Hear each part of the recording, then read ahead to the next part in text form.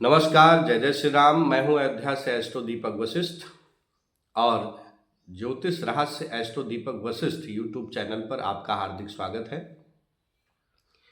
मित्रों, हमारा ये जो भारतवर्ष है ये उत्सवों और पर्वों का देश है।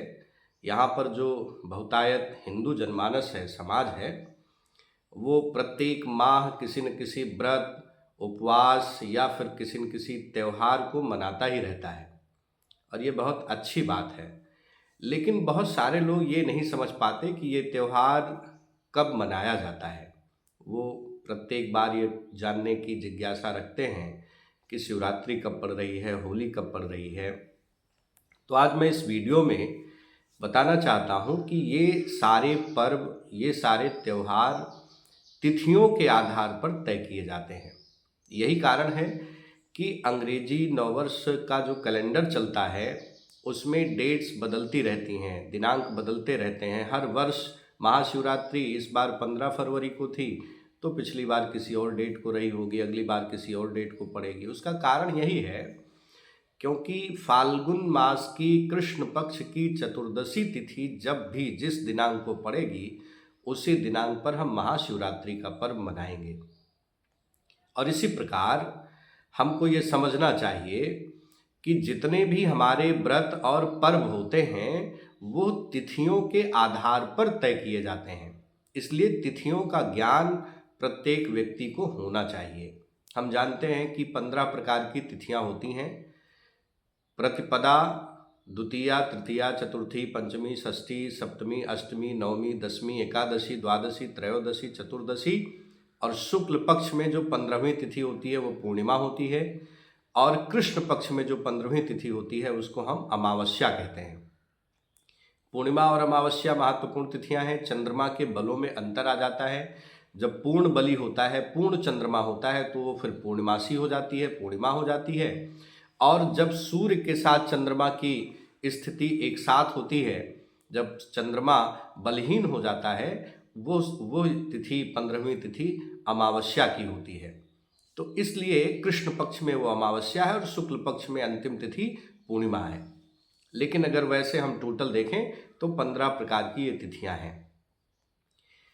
आज हम बात करेंगे कि इन तिथियों में इनके स्वामित्व किसको, किस तिथि के स्वामी कौन हैं और इन तिथियों को कितने भागों में बांटा गया है। तो हम सबको ये जानना चाहिए कि तिथियां 5 प्रकार की होती हैं। पहली तिथि होती है जिसको हम नंदा तिथि कहते हैं।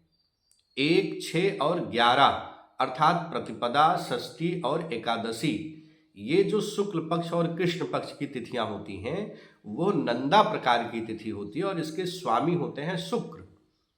और शुक्र जिस तरीके से धन वैभव के, ग्लैमर के हैं, उसी प्रकार इन तिथियों पर अगर शुक्र से जुड़ा हुआ कोई काम करना होता है तो ये तिथियां बहुत शुभ मानी जाती हैं। इन तिथियों के आधार पर आप शुक्र से जुड़े हुए कार्य कर सकते हैं। अर्थात कोई भी धन संपदा से जुड़ा हुआ कोई काम अगर करना है तो ये तिथियां आपके लिए शुभ होती हैं। दूसरी होती है भद्रा। भद्रा तिथि के स्वामी बुध होते हैं। 2, 7, 12 अर्थात द्वितीया, सप्तमी और द्वादशी, ये जो शुक्ल और कृष्ण पक्ष की तिथियां होती हैं इनको हम भद्रा प्रकार की तिथि कहते हैं। यात्रा के लिए भी शुभ होती हैं, व्यापार के लिए भी शुभ होती हैं। जो बुध के कारकत्व हैं इसके स्वामी बुध होते हैं। ये तिथियां बुध से जुड़े हुए काम को करने के लिए बहुत शुभ होती हैं। तीसरी तिथि होती है जया, इसको हम विजया भी कहते हैं। इसके स्वामी मंगल होते हैं। 3, 8 और 13 अर्थात तृतीया, अष्टमी और त्रयोदशी, ये तिथियां जया विजया तिथि कहलाती हैं। इनके स्वामी मंगल होते हैं। अगर किसी से कोई विवाद चल रहा है, कोई आपको किसी के ऊपर विजय प्राप्त करना है, साहस का, पराक्रम का, तो इसका स्वामी चूंकि मंगल होता है, इसलिए ये जो संघर्षों पे विजय प्राप्त करने का अगर कोई मुहूर्त आपको देखना है तो आप जया तिथि को ये रख सकते हैं। इसके स्वामी मंगल होते हैं। और चौथी तिथि होती है रिक्ता, इसके स्वामी होते हैं शनिदेव।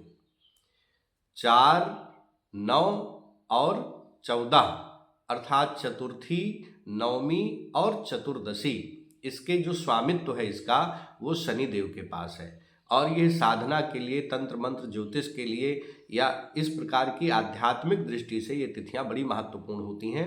इन तिथियों को आध्यात्मिक साधना करने पर बहुत सफलता प्राप्त होती है। और पांचवी प्रकार की तिथि होती है जिसको कहते हैं पूर्णा तिथि। ये दाम्पत्य जीवन के लिए, विवाह के लिए, शुभ मुहूर्त के लिए बहुत उपयोगी होती है, जिसको हम कहते हैं 5, 10 और 15, अर्थात पंचमी, दसवीं और शुक्ल पक्ष में पूर्णिमा, कृष्ण पक्ष की अमावस्या। तो ये इसके स्वामी होते हैं देवगुरु बृहस्पति, अर्थात बृहस्पति अपनी अमृत वर्षा करते हैं। तो ज्ञान की दृष्टि से और जो बृहस्पति के कारकत्व वाले काम हैं जिसमें विवाह भी होता है, वो इन तिथियों में बहुत शुभ और बहुत अच्छा प्रभाव देखने को मिलता है। इसलिए तिथियों के आधार पर 5 प्रकार के ये जो ग्रह हैं, कार्मिक ग्रह हैं, ये पांचों कार्मिक ग्रह होते हैं, यानी हमारे कर्मों के फलों को बढ़ाने का काम करते हैं, कर्मों के फलों को देने का काम करते हैं। इसलिए इन 5 प्रकार की तिथियों पर ये पांचों ग्रह एक्टिवेट होते हैं और इसके आधार पर आप अपने दैनिक जीवन में अगर कोई कार्य करने जा रहे हैं तो इस विचार के आधार पर उस कार्य की सफलता आपको मिल सकती है, अगर आप उस कार्य को इन तिथियों के हिसाब से प्रारंभ करते हैं। तो ये 5 प्रकार की तिथियां महत्वपूर्ण हैं, इनको हर व्यक्ति को जानना चाहिए। नंदा, भद्रा, जया, रिक्ता और पूर्णा, शुक्र, बुध, मंगल, शनि और बृहस्पति क्रमशः इनके स्वामी हैं। और इस प्रकार आप तिथियों के आधार पर अपने दैनिक जीवन के कार्य का संपादन कर सकते हैं। धन्यवाद।